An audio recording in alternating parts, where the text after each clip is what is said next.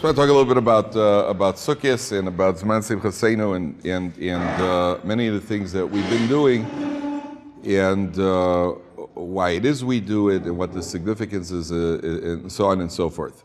So first of all, we all went through a Yom Kippur. I shouldn't say you went through Yom Kippur. It gives it too much of a negative sound. We didn't go through Yom Kippur. We enjoyed Yom Kippur. We were cleansed on Yom Kippur. We had the privilege of having Yom Kippur, fasting on Yom Kippur. We didn't go through Yom Kippur. Going through it is like saying you're going through the dating process. That's something you go through.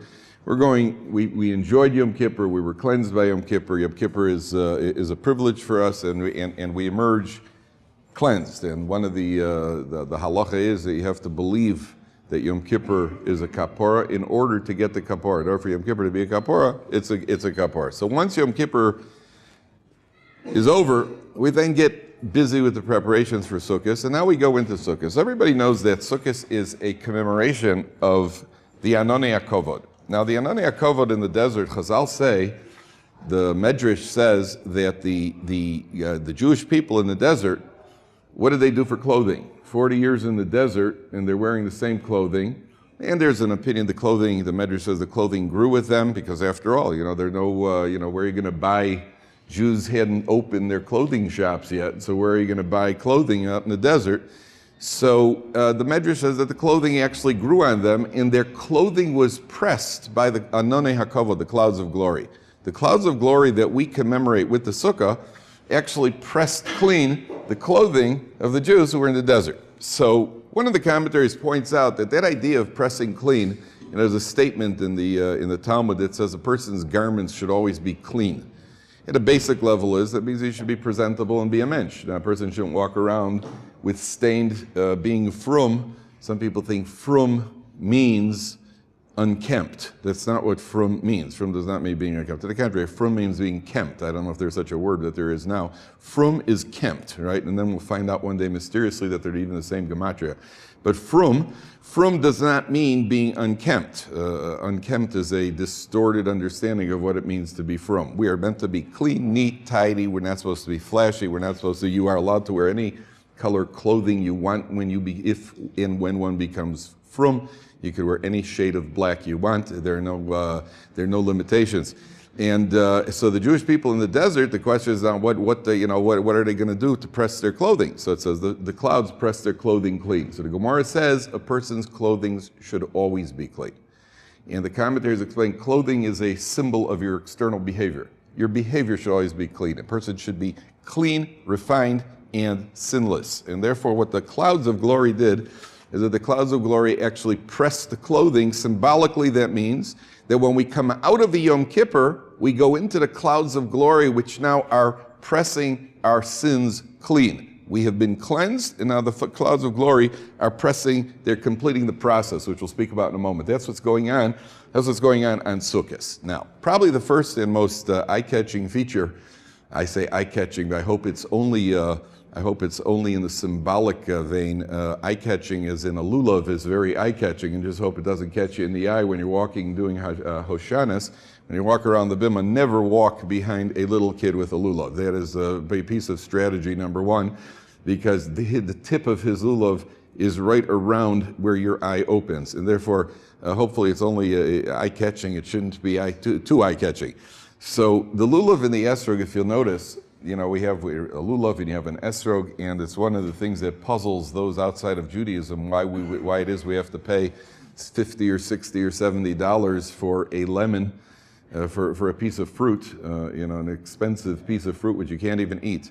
And yet we take these four species and we put them together and we hold the four species. Now the four species have two significant symbolisms that we want to speak about. The first is, you'll notice everything about Sukkot is like we're in the great outdoors. Isn't it interesting? You go outside the house, you're in a sukkah, the thing, according to halacha, the most important feature of the sukkah is the schach. You can have, the schach is the covering on top, which has to come from something which was once a growing being. The lulav and the esrog and the hadassim and the aravos, they are growing beings. And what we're doing is, right after Yom Kippur, if you're like most people, you probably promised God a whole lot of things. On Yom Kippur, we decided we're going to be so good and we're never going to talk Lashon Hara again in our life. We will never say anything inappropriate. We will only speak Aramaic, and we will only be good to people, and we will look around to help people. We're going to be wonderful and terrific. And we promise God the moon, and we're going to even treat our family members well as well. And we promise God everything, even the difficult things. Then after Yom Kippur, it's more of a sense of relief. Good, it's all over. I got 364 days till I got to do this again, and let's go celebrate. That's something more or less the way the process works. So you come to a Sukkot, and Sukkot is there to remind you, hey, you just made a commitment. You just made a commitment. You just had a Yom Kippur. Surround yourself with plant life. Schach on top, you've got a lulav and an esrog around you, you may have a lulav poking you from the back, and realize that everything around us is telling us one word: grow. You made a commitment on Yom Kippur to grow. Here's the reminder at Sukkot: grow. You made that commitment. And if we made the commitment, we need something to remind us. That's what happens with commitments in life. Often a person makes a commitment and very quickly forgets about it. The Torah tells you, you know what you have to do? Make the commitment, stick to the commitment. In your moment of inspiration, make sure you follow it with a tangible action. You know, there was once a group of guys, Israeli soldiers, were taken by the military. They were taken to the Panovich Yeshiva. The Panovich Yeshiva is one of the biggest yeshivas in the world. There's, you've heard of Lakewood, the Yeshiva, the Mir Yeshiva, the Panovich Yeshiva, and Or Sameach, which are probably the 4 biggest yeshivas in the world. And the military, they took a group of soldiers to see the Panovich Yeshiva, because the standard secular Jew has an idea when you hear the word yeshiva. Those of you who've you remember your first time in a yeshiva. When you hear the word yeshiva, first of all, when you hear the word yeshiva, you know I'm from Chicago, because most people pronounce it yeshiva. Right, so that's incorrect, it's yeshiva. And they took this group of soldiers. When you hear the word yeshiva, many people think of a monastery. That's what people think of yeshiva as. A yeshiva is a quiet, dark place with kind of damp walls and candles burning on the side, and a bunch of weird people in black walking the hallways just going ooh, like that. That's what people think, that's the impression. So other than the black, everything else is completely different. The yeshiva is vibrant, the yeshiva is alive, the yeshiva is cooking, and the bigger the yeshiva, the more energy there is. So they took a group of people, of soldiers, to the Panovich, secular Israeli soldiers. They took them to the Panovich Yeshiva. Panovich Yeshiva, you walk into the Beis Medrash, I don't know how many people are there, maybe 600, 700, 800 people learning in the Beis Medrash, and the energy is palpable. When you walk in, you cannot, no matter how many times you go in there, it's booming. It's the exact opposite. It's the exact opposite of a library. It's booming. The energy takes you. So they took these soldiers in, and one of the soldiers was standing there mesmerized, and he's just looking around, taking in the sights. People are arguing over a Gemara like they want to clobber each other, and there are people walking around and they're chanting it, and he couldn't believe it. And he sees a little old man in the corner of the Beis Medrash, and he walks over to him and says, "Can I ask you, how long have you been here?" So the man says, "Oh, about 40 years." So he says, 40 years? Are you still making progress?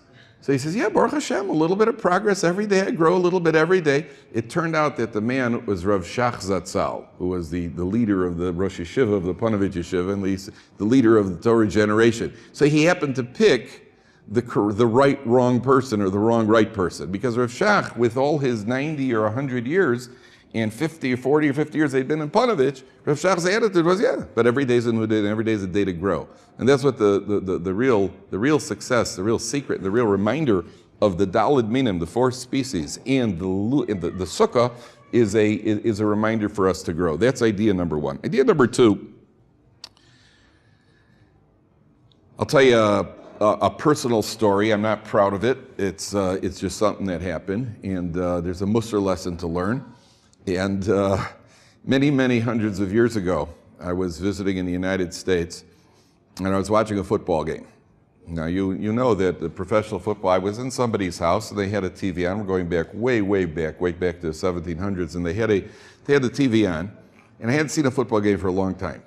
So I walked into the, I went into to watch the game. I think, if I remember correctly, Cleveland was playing, so they were losing, obviously. And then somebody scored a touchdown. Now, everybody knows that there is very little that is, it's good.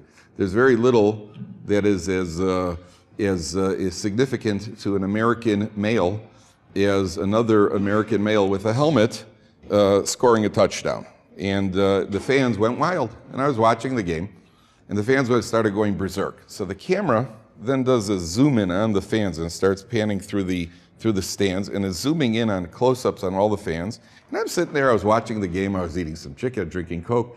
And he zooms in on everybody, and all of a sudden I see a creature. He has like different colored hair. I remember it was like orange and purple hair. He had a beer in one hand, another in the other, a third in his mouth, and he had no shirt, and he was standing up, and he was kind of chunky, and he was shaking wildly because obviously, this was important. Somebody just scored a touchdown. And I remember my blood ran cold in my veins when I saw this because I suddenly had the very unpleasant thought, and I had been enjoying the game up till then, and I had this very unpleasant thought: how can he and I possibly have a common interest? It's a very unpleasant thought because, here he was, or here it was, and he was shaking and excited, and I was trying to restrain my excitement, but I was also enjoying it. And I just thought to myself, how could he and I possibly be getting excited about the same thing? And I would like to tell you, gentlemen, I was so disgusted, I slammed off the TV and I stormed out of the room. I would like to tell you that. I didn't. I stayed and I watched the end of the game. I would very much like to tell you that. I should have, but I did not because I was too interested in the game. But I learned an important Musar lesson. You see, part of the idea here is that on Sukkot, we have the schach is up there, and the schach is meant to block out the sun. And you're not allowed to have too much sunlight coming in. Not allowed to have too much sunlight coming into the sukkah, and you have to have more shade than sun. Now, there's the whole idea, obviously, to more shade than sun because you're going to be uncomfortable to have too much sunlight coming in. We want to make it shady. But there's always going to be a deeper reason. There's got to be a deeper reason. And one of the reasons that the commentators explain is the Jewish people count a lunar year. We count by the moon. The non-Jewish world, Esav, counts a solar year. And therefore, what we're doing is we are trying as hard as we can to protect ourselves from the society around us. The society around us, which is represented by Esav, is a society that, whether we like it or not, influences us. So it doesn't mean that you can't watch a football game, and it doesn't mean that you can't paint, and it doesn't mean that you can't play music. It doesn't mean that you cannot involve yourself in any of the pleasures of life. But there's a line between involvement and involvement as a result of the influence of the world around us. And we, whether we like it or not, the Rambam says man is influenced by his environment. In the world at large, they know that. That's why when you walk into a casino, the tables in a casino are usually green or blue because they know green or blue are very relaxing colors. Not that I've ever been there, but the green or blue are relaxing colors, and that if you lose $5,000, you'll just laugh and say, and then you'll throw down another few chips, as opposed to if they were red, and you'd have croupiers splattered all over the floor because people are getting upset. And they know that. And if you walk into a supermarket, they know to play that relaxing music that's going to get you to take 4 of whatever it is that you came in to buy, one of. And they even now, which is totally unfair, they pump in smells and through the ventilations in the supermarket. There are actually smells and flavorings that they pump in. They probably got some guy in an office with a camera, and he sees you, and then he says, okay, he just hit the chocolate aisle. Let's go heavy on the chocolate now. Boom. And the guy's piling chocolate, even non-kosher ones, into his thing because they're hitting. So we are very much influenced by our environment, and unfortunately the world around us influences us. And what we do, right after Yom Kippur, we go into a sukkah, and more than anything else, we want to try to create a protection for us that will help us to rise above the influences around us. That's the basic idea. Now, let's take this a little further. In Chicago, not Chicago, it's Chicago, where we drink pop on the roof. Right? That's what we do in Chicago. We go to yeshiva and drink pop on the roof in Chicago. And in Chicago, there was a Jew who decided to build a sukkah. Well, you've heard all the legends and stories about Jews with sukkahs. There's the famous story about the guy who wanted to build a sukkah, and his neighbor objected, so he went to court. In the court, he asked the judge, all right, it's an illegal structure, and he said to the judge, all right, just give me 8 days and I'll take it down. Right? And he got away with his sukkah. A very famous story. So in Chicago, they had a guy wanted to build a sukkah in there's a very Jewish housing area in Chicago called Winston Towers. And he decided to build a sukkah in the parking lot. So, of course, an old lady came out and she objected. And for Shtetzach, the old lady was Jewish. They're the biggest objectors. And this old lady said, no, I'm sorry, you're not going to build a sukkah here. You're a bunch of primitives. The religious are primitives, and we're not going to have that here and get that structure down, or else I'm going to call the city authorities, which she did. And the city authorities in Chicago came and they said to him, sorry, sir, you cannot build a sukkah. You cannot build a structure in the yard. Okay, this is a man who gave up easily. So he went to a truck rental company, and he rented a flatbed truck. And he drove his flatbed truck into the parking lot, and he parked it in the parking lot, which is perfectly legal. You could park a truck in the parking lot, and then he built a sukkah on top of the flatbed truck. So the sukkah was not in the parking lot, and he had a Zman Simchasenu. It was I don't know about her, but he certainly had a day of celebration as a week of celebration. So she objected. So I was wondering, what was she really objecting to? What was bothering her? Something's obviously bothering her. What's really bothering her? So, you always have at a superficial level, Jews are bothered by other Jews because they remind them of themselves, and deep down inside, or maybe not so deep down inside, they realize they should be doing the same thing, and you become their conscience. Many Jews, if they involved any religion other than Judaism, they would respect it. Yeah, sure, go build a hut for whatever your religion is. If you want to eat wafers, that's fine too. Anything you want to do, as long as it has nothing to do with Judaism. The minute it's Judaism, it's very threatening to people, and therefore they object to it, which is true. I think there's a deeper reason. And let's try to understand what that is, because I think that affects every one of us. It's an important lesson for us to take out of Sukkot. One of the halachas, one of the laws regarding a sukkah, is that the sukkah has to be what's called a diras arai. You know what a diras arai? A diras arai means it is a non-permanent structure. The sukkah has to be a non-permanent structure, even if the walls are permanent. But where the schach is, it has to be a non-permanent structure. You cannot nail down the schach. It has to be what's called arai. It has to be a non-permanent structure. One of the reasons why it has to be a non-permanent structure, there's an idea over here, that Sukkot coming after Yom Kippur, and we mentioned that it's the idea of growth. How does a person grow in this world? One of the reminders for growth in this world is that a person realizes this world is temporary. Part of our joy, what are we so happy about? Zman Simchasenu, and we're spending money and you're having a feast every day. What are we so happy about? Zman Simchasenu means that we're rejoicing in a sukkah which is temporary, because it reminds us that life is temporary. You go into any tavern and make an announcement, hey guys, life is temporary. Yell it out loud. What do you think there? Oh, good. That's the best news we've heard all day. I don't think so. Most people, if you'd say that, well, this is going to go on forever and ever, they'd be much happier. To go into a tavern, to go into any secular establishment and say, this is temporary, is the most depressing thing a person could hear. Yet we go out into a temporary structure, and the temporary structure is to remind us that this world is temporary. And therefore we're going to celebrate. Now, what kind of celebration is it? Why would you celebrate? So, part of the idea is that just imagine, there are many different examples, but the average lifespan is 70 years. 70 years. In Bigvuros, Shmonim Shana, if a person really carries on, it's to 80 years. Sometimes a person could go longer. Statistically, women live longer than men, by the way. Why that is, we don't know. And if it's a good thing or not, we don't know. But we only know that women live longer than men. And we also know statistically that married men live longer than single men. Married men live longer than single men, but statistics also show that married men are more willing to die. So again, why that is and should it be, whether it's a good thing or not, I'm not saying, I'm only telling you what the statistics show. So the average lifespan between 70 and 80 years. Now 70 to 80 years is not it's not a long time. And we're going to go out there and go into a sukkah and say, okay, clock's running out on you. Oh, good, pass another piece of beef, will you? I'm just so happy to hear that. Well, what does that mean?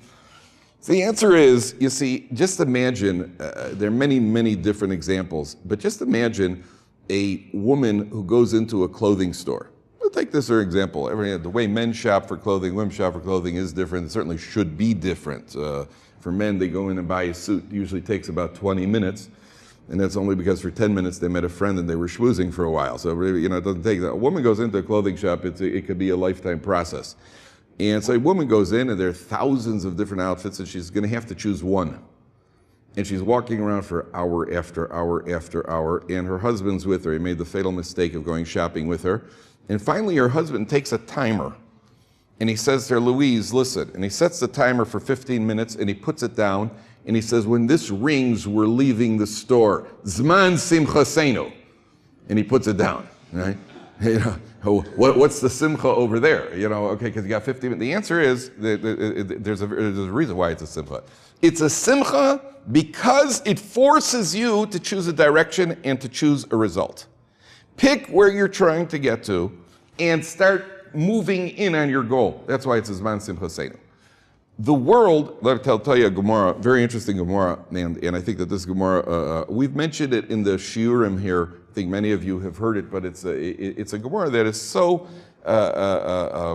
poignant, and it touches human nature. I don't know anybody who hears this Gemara who doesn't feel that the Gemara is talking directly to him. The Gemara says, it's a Gemara in Sukkot, Daf Nun Beis, the Gemara says, what's going to be in the future? What's going to be the final, the ultimate fate of the evil inclination? Where is the Yetzer Hara, the evil inclination, where is he going to end up? What's going to happen to the Yetzer Hara, the evil one? So the Gemara says in the future, God is going to shecht, he's going to slaughter the evil inclination. God's going to shecht the Yetzer Hara. And the Gemara says everybody is going to stand around and cry. The tzaddikim are going to cry, the righteous are going to cry, and the rishonim, the sinners, are going to cry. Everybody's going to stand around to cry in the future when God slaughters the Yetzer, shechts the Yetzer Hara. So the commentaries ask, why are they crying? The Gemara says, because the tzaddikim, they take a look at the Yetzer Hara and they say that the Yetzer Hara looks like a mountain. They say this is a mountain, the Yetzer Hara, and when they think back to the difficulty that to overcome the ordeals that the Yetzer Hara presented, they cry when they think of the pain of the effort that it took to overcome the Yetzer Hara. They see this mountain, and they overcame the mountain, and they cry when they think of the pain of coming over the mountain, overcoming the mountain. If you ever saw somebody, imagine you stay up 3 days and nights studying for an exam, and then you finally get your test paper back, and even if you got an A, you just put your head down on the table and you start crying. Because you start thinking of the pain that went into it, what the energy that was invested into studying for that exam. The Rishonim, the sinners, they also start crying. Because they take a look and they say, hey, this thin strand of hair, a wisp of hair. And we tripped on it, we stumbled time after time. And when they think about this, we couldn't overcome that, a thin strand of hair tripped us up, they cry the pain of regret. So one of the commentaries asks the obvious question, well, make up your mind. Is the evil inclination, is he a mountain? Or is the evil inclination a thin strand of hair? What is it? I mean, how could he appear to two people as two different things? So the Mefarshim say, the commentaries say, you see, the evil inclination is different things to different people. A tzaddik, what is a tzaddik? Who is a tzaddik? We always hear about, he's a tzaddik, you know, because he's got a long white beard and he's a tzaddik. What is a tzaddik? A tzaddik is somebody who overcomes the Yetzer Hara. He overcomes his evil inclination more often than he fails. That's a tzaddik. A rasha is somebody who goes in the opposite direction. Now, every experience you think of in life, and I'm going to give you a couple practical examples in a moment, and I think that this applies to every single one of us sitting here in this room, in this base medrash. Every experience in life has two stages. There's the imagination stage and there's the reality stage. If you've ever been away from home for a long time, imagine you've been away from home for a long time, 6 months, 8 months, someone's been in college, in yeshiva, wherever you've been, and you decide to go home and visit. So you get on the plane and the pilot announces, okay, we're going to be landing soon. So you put on your seatbelt and your heart starts fluttering, right? Oh, soon the family is going to be together. We're all going to see each other. This is going to be unbelievable. And we are going to be together and so happy. And it's going to be, and your heart is just, you have this picture of, the whole family just sitting around the campfire, and everybody's talking and getting along, and then you get in the car, your parents pick you up at the airport, and everybody's on their best behavior for about 10 minutes. Then your father starts telling the same jokes, your mother starts nudging you. By the time you get home, you're ready to turn around and go right back to the airport and come right back where you came from. Because of the imagination stage, it was going to be unbelievable, and it was for about 5 minutes. For 5 minutes, it was unbelievable. Then, after 10 minutes, it became unbelievably bad, and you decide, time to turn around and go back.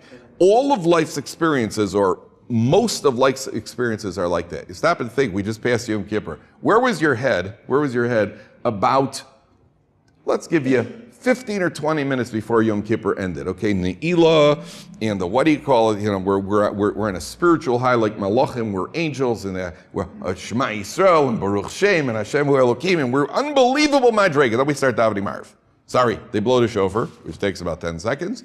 Then they daven Marv, which usually takes less on Motzei Yom Kippur. Okay, so now, where are you during that Marv? I mean, honestly, and where were you during various parts of the day on Yom Kippur? There's, you know, what am I going to break my fast on? You know, I'm going to knock down a bottle of Pepsi in 2 gulps, and I'm going to have a banana, a banana barge, you know, with 7 scoops of ice cream that if you finish it in 41 seconds, you get another one free. You know, and you got all these grand plans for what it's going to be after Yom Kippur, and how many slices of pizza can I wedge together, you know, and open my mouth like a cobra, and, you know, try to get it in. And then what happens is, let's say Yom Kippur, you know, you have 3 bites of a sandwich, you have 2 sips of Coke, and, you know, it was good, it was okay. You know, you have a slice of pizza, it was good, it just was not what it was cracked up to be in my imagination. In my imagination, it was far, far superior to anything that I could have possibly had in this world, particularly some of the pizza around here. It didn't compare. And it happens in all areas of life. That the imagination creates a mountain of pleasure in our mind, and the reality leaves us disappointed. It never matches, or rarely matches up to the imagination. I heard once about a couple. Anybody who's ever gone traveling, you ever go travel vacations, people spend, you know, you go travel, let's go traveling. And talk to people when they travel. So a lot of people travel, they come in, it was unbelievable. They have to be able to tell you it's unbelievable because they don't want to look too foolish for having spent all that money on something that wasn't unbelievable. But ask the people in a moment of truth. Fill out a form without putting on your name. How was your vacation? It was okay. You know, I mean, the accommodations weren't what they were, you know, it looked much better in the pictures. And the food certainly looked better in the pictures. It was kind of boring, and I didn't expect, you know, or these guys go mountain climbing and, you know, through the forests and through the jungles, you know, they put on their boots and now they're G.I. Joe or Rambo and they go traveling through, you know, and it looks so good, but you never dreamt when you were going traveling. Nobody imagines losing their baggage, and nobody imagines that their tent gets blown away at night out in the forest or in the woods. And nobody imagines being chased around the tree by a grizzly bear out in the water. Nobody imagines. The imagination stage is not there. The imagination stage is just right. We're going to go, you know, we're going to go marching through the rugged frontier, and we're going to catch some sort of kosher shechted cow and roast it on the fire. That's what we're imagining. Well, it doesn't work that way. In the imagination stage, it does. In reality, it doesn't. A tzaddik is somebody who sees a mountain of pleasure. There's a mountain of pleasure lurking. All of a sudden you see, wow, look at that. It's that must be, to indulge, it must be unbelievable. And the tzaddik overcomes his impulse, he overcomes his base tendencies, and he does not indulge, whether it's his eyes or whether it's his appetites, he doesn't indulge. And he walks away with an imagination of pleasure. There's an imaginary pleasure that he overcame. So what does he feel? The pain that he feels is, I just gave up a mountain of pleasure. What about the sinner? The sinner sees the same mountain and he indulges. What does he walk away with? That little strand, that nothing, that emptiness, that's what tripped me up. That's why it looks like 2 different things to different people. People have a different perspective. There's the perspective in the imagination stage, and there's the perspective when you hit the reality stage. And the reality stage is often very unpleasant, because the person says, I am so weak. For that I gave in, I could not overcome. For that I indulged. That's the difference between the tzaddik and the rasha.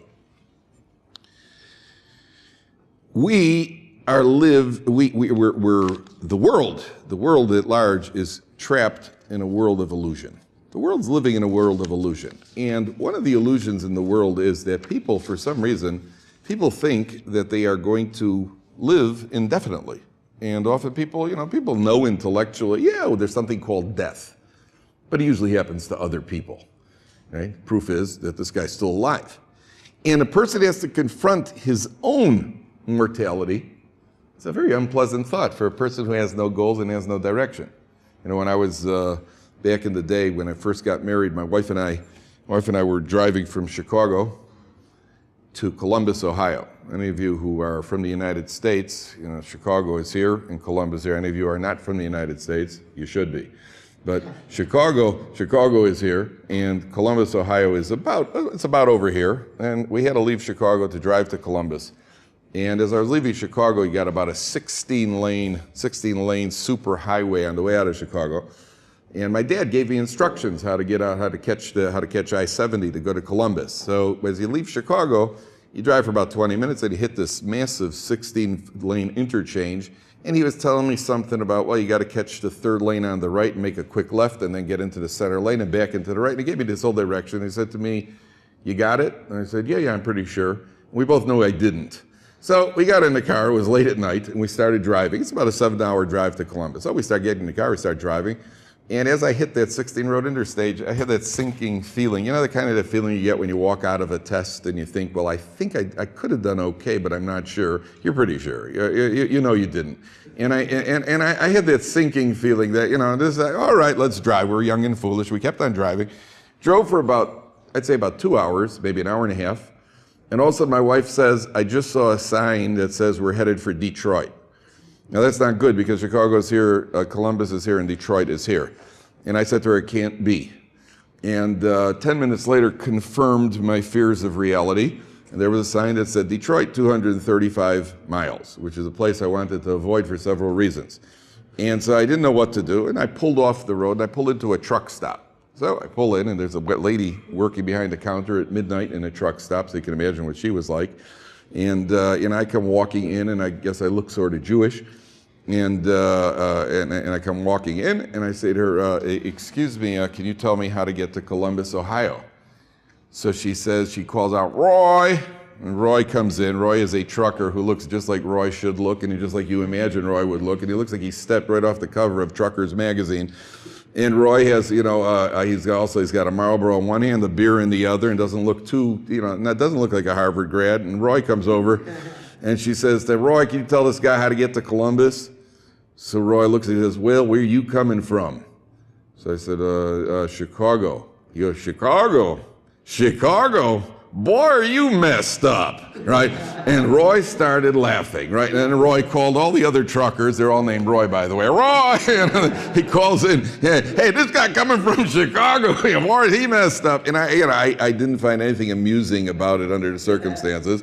And I certainly didn't want to end up between two slices of bread and have one of them consume me. So we decided to leave as fast as possible. And I learned an important lesson, which is what we started speaking about. You better know where you're going, and you better know how to get there. And if you don't, then you're going to end up, boy, you messed up. And that's exactly what the world is trapped in, illusion. Watch people. I mean, I was thinking about, you see people are chasing something where if you try to pin them down, they will not be able to tell you what it is they're tracing, where it is that they're going, which lends to so much unhappiness. Because the person can't tell you, where am I trying to get to? Try to pin somebody down. I once heard a politician say, they were arguing about some politicians, well, for the better advancement of society. So this is a politician, so obviously you're never going to get a straight answer. But I would like to ask this politician, to advance society to where? Where are you trying to advance to, and how do you know when you got there? Because nobody will answer that question for you, because nobody could answer that question. Nobody knows. That's why a diras arai, a temporary dwelling, that reminds us that this world is temporary. That temporary dwelling is for us a source of simcha because it gives us focus and it gives us direction in life. And Zman Simchaseinu says on the one hand, grow, on the other hand, it's arai, it's temporary. There is no choice but to grow because that's the purpose of life. When a person fulfills his purpose and senses in his neshama, his soul, that he's fulfilling his purpose, there is no greater joy, no greater sense of satisfaction than that.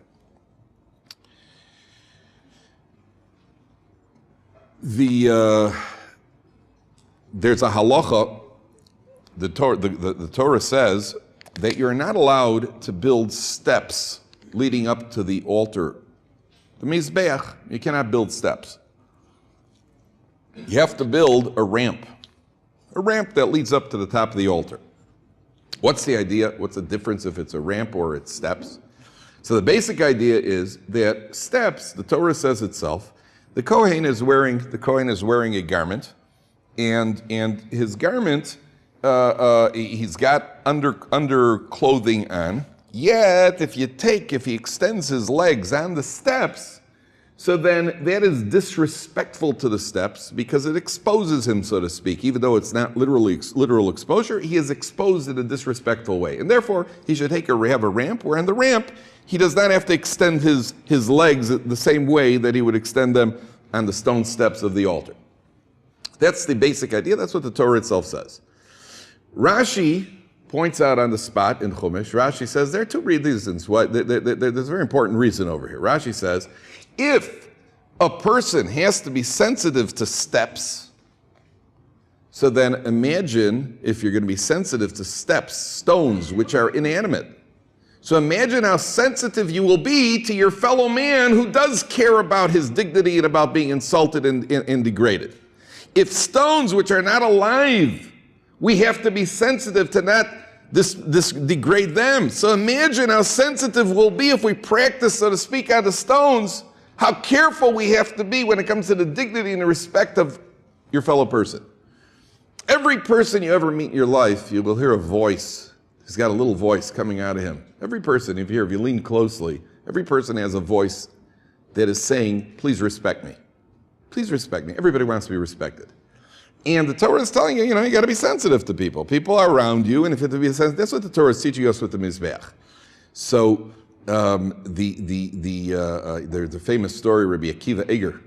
Rabbi Akiva Eiger was the great Talmudic commentary who, if you read his commentary, was fluent in Shas. He knew Shas like we know Shema Yisrael. And Rabbi Akiva Eiger once had a guest at his house for Pesach.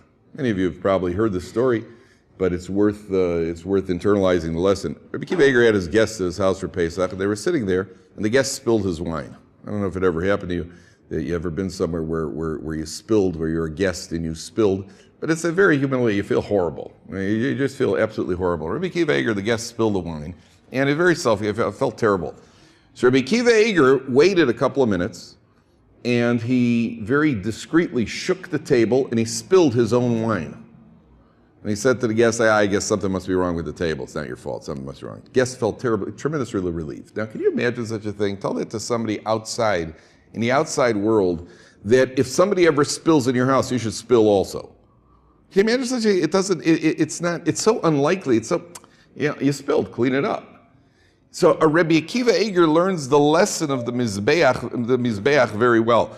I'll tell you a story that actually happened, again, it happened to me. I'm not proud of it, I'm just telling you the story. The first guest we ever had, I got married, we were living right here up behind the yeshiva in Mala Dafna. First guest we ever had, invited up one of my friends here from the yeshiva, and he came Friday night. We're sitting on just the three of us. I've been married 3 weeks.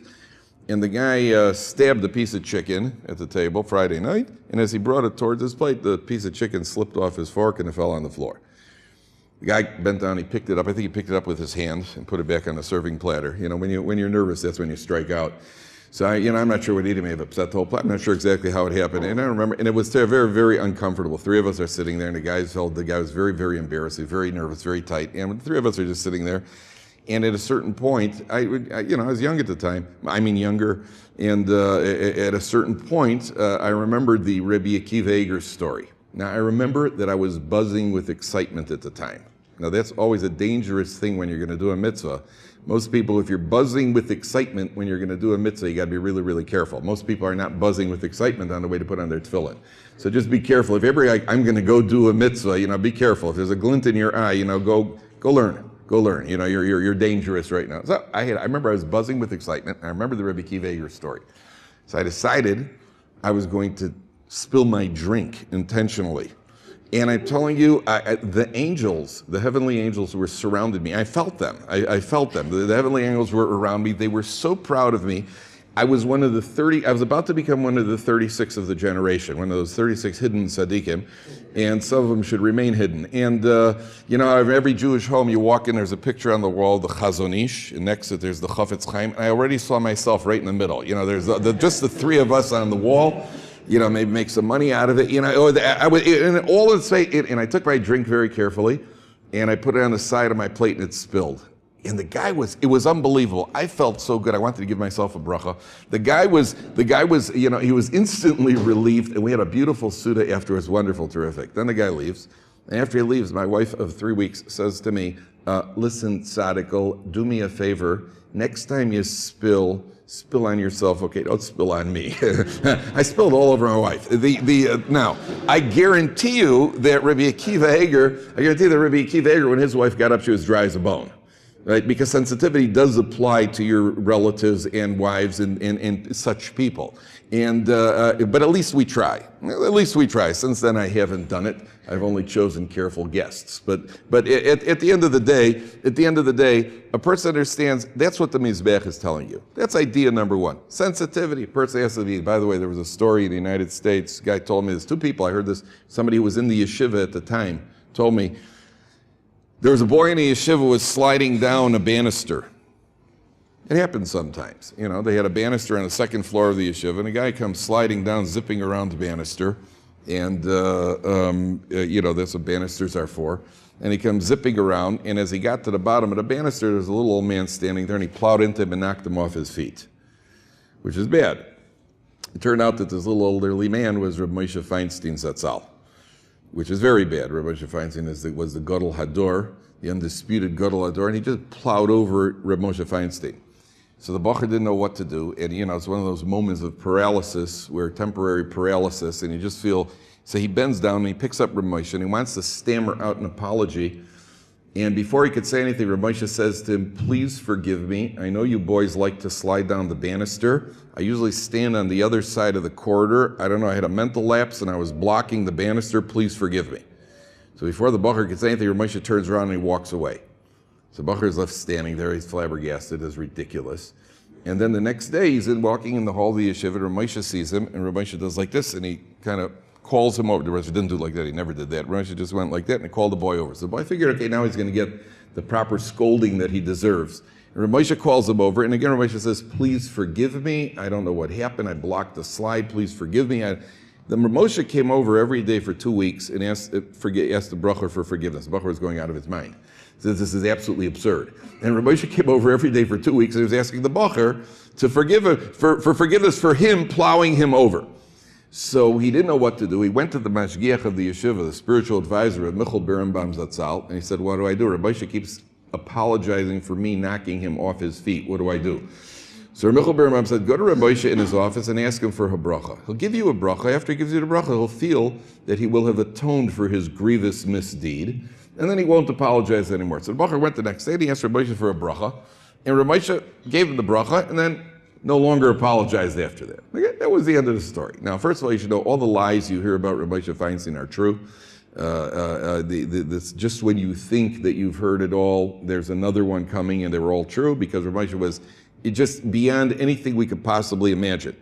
And I'm wondering to myself, I don't know if all the details are true, but the stories are certainly true. And I was wondering to myself, what was Rabbi was Rabbi really think it was his fault for blocking a slide where the Bacher shouldn't be sliding down a banister in yeshiva to begin with?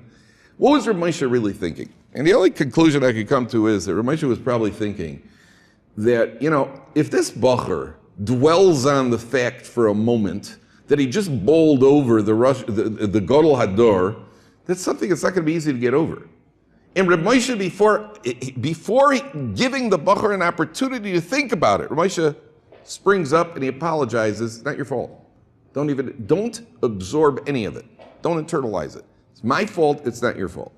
Very little doubt in my mind that that's what Reb Moshe was thinking. That's a sensitivity that we're learning from the Mizbech. The Mizbech is teaching us that a person, you have to be sensitive to stones. All the more so, Rashi says, you have to be sensitive to inanimate objects, number one. Number two, there's another difference between a ramp and stones. If you have steps over here in the yeshiva, you got steps, what are the steps, about 6 inches apart, whatever they are. You walk up steps. When you walk up steps, there's one problem. You could stop. And you could stop on a step and you could stand there basically for as long as you want. On a ramp, depending on the angle of the ramp, you have no choice but to propel yourself forward. At the moment that you stop propelling yourself forward, you start to slide backwards. When you slide backwards, that means you're going down the ramp. A mizbeach, an altar, represents what we're striving for in our life. The altar in every religion always represents some sort of devotion to whoever it is that they're worshiping or should be worshiping.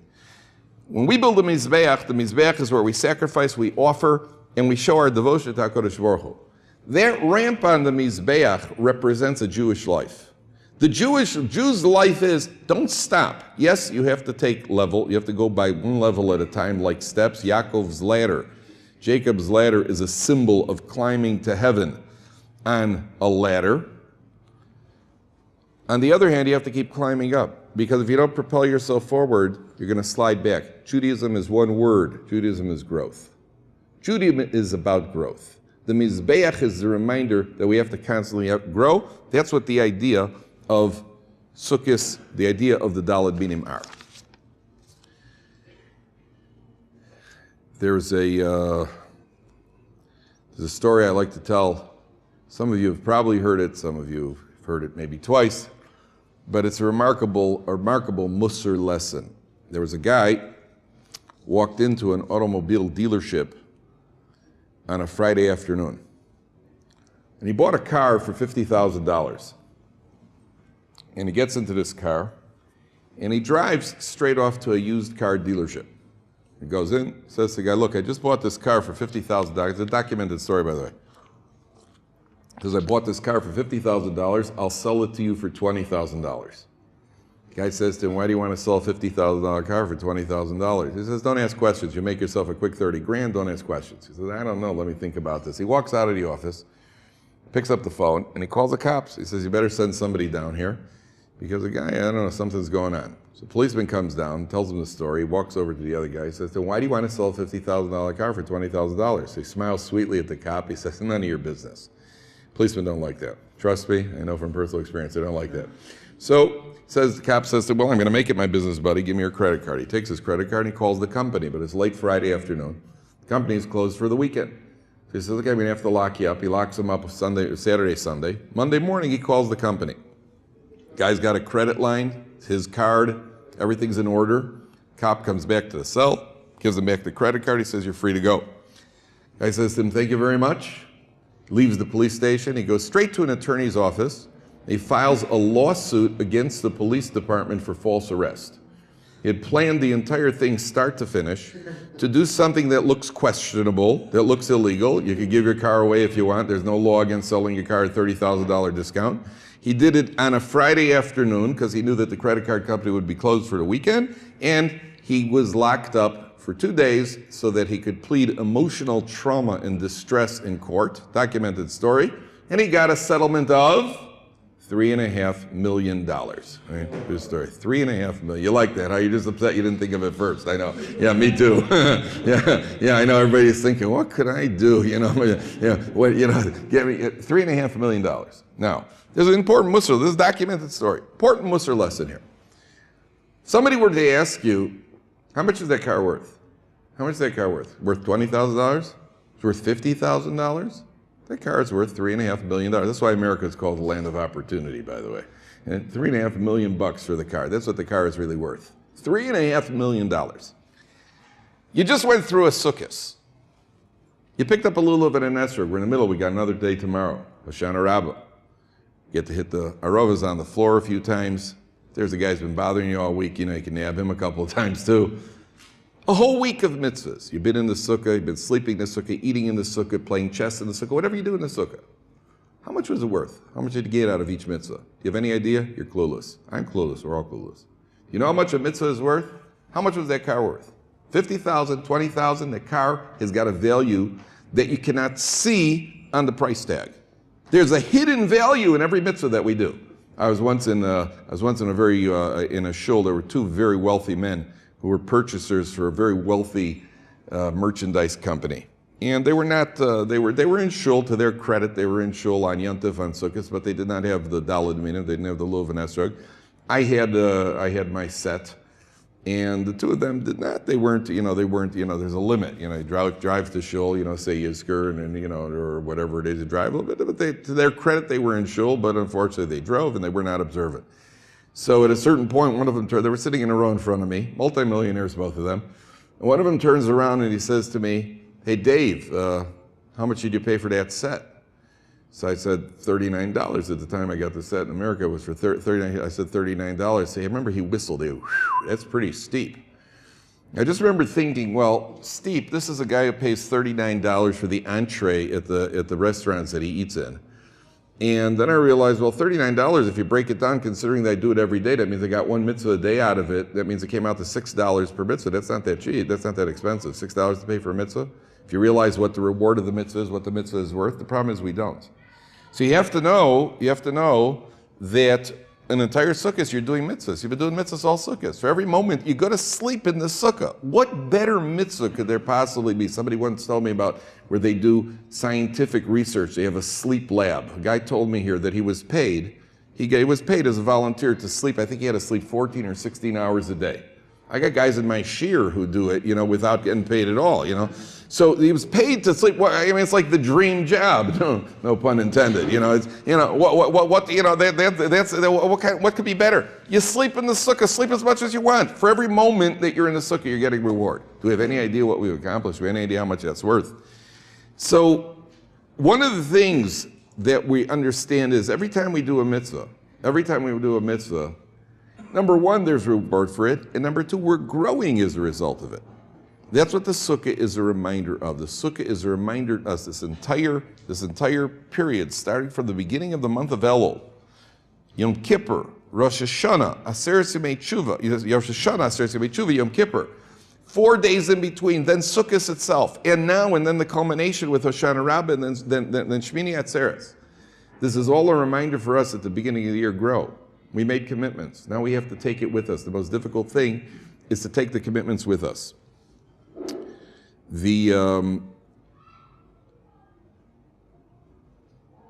There's a boy who saw Reb Shlomo Zalman Auerbach. And Chazal, the Gemara says, Ratza HaKadosh Baruch Hu lezakos es isha. HaKadosh Baruch Hu wanted to give merit to the Jewish people. So lefichach hirba lahem Torah mitzvahs. Therefore, God gave us a lot of Torah, a lot of mitzvahs. We got a lot of mitzvahs. There are mitzvahs everywhere you go. There's a mitzvah lurking.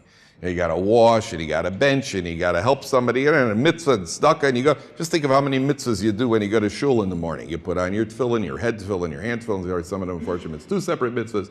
You put on a talis if you wear a talis. You daven, you say Shreya Shema, Amen Yeshua. That's just in shul. You haven't even started benching and learning and doing and supporting and everything else that a person. Mitzvahs galore all over the place. Good. So the kid said to Rav Shlomo Zalman, the Gemara says that Kosh Baruch Hu wanted to give us merit, so he gave us so many mitzvahs, we could accumulate mitzvahs left, right, and center, which is true. So the kid said to Rav Shlomo Zalman, but it's so hard. If Kosh Baruch Hu wanted to help us out, he wouldn't have given us so many mitzvahs. Why did Kosh Baruch Hu make it so difficult? We have so many mitzvahs everywhere you turn. There's always a mincha lurking. You ever notice that? Everywhere you go, you got to figure out where you're going to daven mincha. When you travel, if you go to a ball game in Camden Yards in Baltimore, they have a minyan under the stands in the 6th inning. You have a mincha minyan under the stands in the 6th inning. We were going to do it in Chicago in Wrigley Field for the Cubs, but you're not allowed to daven for a miracle, so we didn't. We cut it out. But in Camden Yards in Baltimore, they got a mincha. You got to be mincha. It probably spread to other places too. See, there's always mincha. You go out with your family to a restaurant. Sorry, got to go daven mincha. And if it's not mincha, it's ma'ariv, which is very beneficial sometimes, by the way, because if you're out with people that you don't want to be with, you just say, sorry, I got to go to ma'ariv, and you come back 2 days later. Your wife says, where were you? It was a long borchu, and you wanted to get away. So there's always a mitzvah lurking. So Shlomo Zalman said to this boy, pay attention carefully. It's such a beautiful idea. Shlomo Zalman Auerbach was one of the Gedolei Ador. 300,000 people at his funeral. There were 300,000 people at Shlomo Zalman's Levaya. And I was at the Levaya here in Eretz Yisrael. I think it was 1989 or something like that, 91. I forget what it was. Shlomo Zalman's Levaya. There were so many people there. There was a secular policeman, part of the security force. And he was looking at the masses of people there. A secular guy, and he was overheard to say, if I knew there would be this many people at my funeral, I would drop dead right now on the spot. That's how impressive it was. So Rav Shlomo Zalman said to him, let me ask you a question. When you get up in the morning, you get yourself dressed. You put on shoes? He says, yeah. He says, do you know anybody who doesn't wear shoes? He goes, no. He says, right. You put on your shoes, but you put on the right one, and you put on the left one, then you tie the left one, then you tie the right one. It's no big inconvenience. It doesn't really cost you that much. And you're being rewarded for it because you're following the halacha. Do you eat? Yeah. Do you know anybody who doesn't eat? No. So you eat, the food happens to be kosher, and you make a bracha, and now you're getting rewarded for doing what everybody else is doing. So HaKadosh Baruch Hu gives us the privilege. Most of what we do in life we'd be doing anyway. There are a lot of people who help people. And we're helping because HaKadosh Baruch Hu said to help people. Lefichach hirba HaKadosh Baruch Hu hirba lehem Torah mitzvahs. Because HaKadosh Baruch Hu wants to give us the zechus. That's the idea. That's what we're doing on Sukkot. Finally, there's a little girl who had certain social challenges. She was off. And, you know, and those of you who grew up if you ever grew up in a religious neighborhood, the little kids have what's called a sukkah hop, where they go from one sukkah to the other in the neighborhood sometimes. The youth groups, they go around from one sukkah to the other. So these little girls, a bunch of little girls, 7-year-old girls, were going from one place, 9-year-old girls, they're going from one sukkah to the other in the neighborhood. They're going on what's called a sukkah hop. So they went from one sukkah to another, and you know, they get candy or whatever it is that happens. They walk into one sukkah, and there's a middle-aged man there, sitting in the sukkah, and strangely enough, there was nothing. There are no pictures on the walls. There's no chains. There's no what do you call nothing dangling from the sukkah. The sukkah's bare. So this little girl, this little 9-year-old girl, she walks over to the guy, and she just looks at him, and says to him, "Where are your decorations?" And the guy looks her in the eye, and he says to her, "In my sukkah, the people are the decorations. Because every Jew is so special, they decorate my sukkah, and right now, you're decorating my sukkah." The person who told me the story said that one line from the man had a tremendous effect on the girl, and it changed her socially as a result. He said, "You are the decorations in the sukkah." So, gentlemen, I want to tell you something, because I think that's also something we have to think about on Sukkot, with this week included. I think it's very important for you to think about the fact that you are sukkah decorations. Anybody who's in this base medrash, tonight and is learning Torah instead of being out doing whatever they're doing, anybody who's in this yeshiva and has taken on the challenge of growing in this Yiddishkeit, anybody who's in any yeshiva, and anybody who's not in a yeshiva and he learns Torah, davens, keeps Shabbos, that means you've taken on the challenge and you're living up to the challenge of growth. That's what HaKadosh Baruch Hu wants from us. If that's our attitude in life, then we are decorations. That's what Sukkah is trying to teach us. There's schach, which is growth. There's living things, which are growth. There's protection from the outside influences of the world. And there are decorations to remind us that we ourselves are decorations, because we have taken on to fulfill the message of Sukkot all year, which is that we should be besimcha, we should serve HaKadosh Baruch Hu in joy, we should serve HaKadosh Baruch Hu knowing that we have a goal, and we should serve HaKadosh Baruch Hu with full devotion that we are going to grow as Torah Jews.